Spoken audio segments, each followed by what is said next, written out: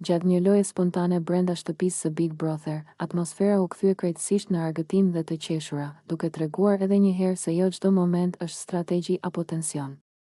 Klodi dhe lëndrimi u bën qendra e vëmendjes, jo për debate apo përplasje, por për një situatë plot humor që bëri të gjithë banorët të qeshnin. Loja kishte nisur thjesht, me rregulla të improvisuara dhe me energji të lartë. Në mes të entuziazmit, Klodi, në formë shakaje, i hipi sipër lëndrimit, duke e kthyer momentin në një garë force dhe balance.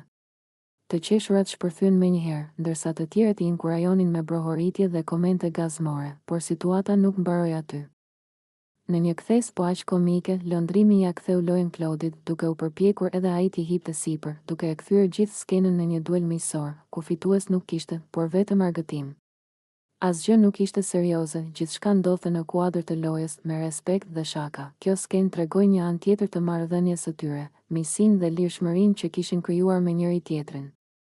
Në një ambient ku shpesh dominon presioni dhe analiza e çdo fjale, momente të tilla janë të rralla dhe të çmuara.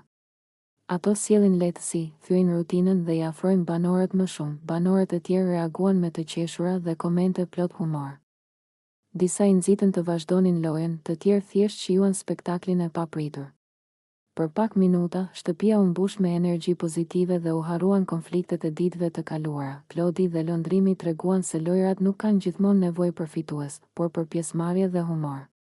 Ajo që mbeti nga ky moment ishte një atmosferë më e ngrohtë dhe një ndjesë bashkimi mes banorëve. Në fund të ditës, Big Brother nuk është vetëm për strategji dhe përballje, por edhe për këto momente të vogla njerëzore, ku të qeshurat dhe loja marrin vendin kryesor.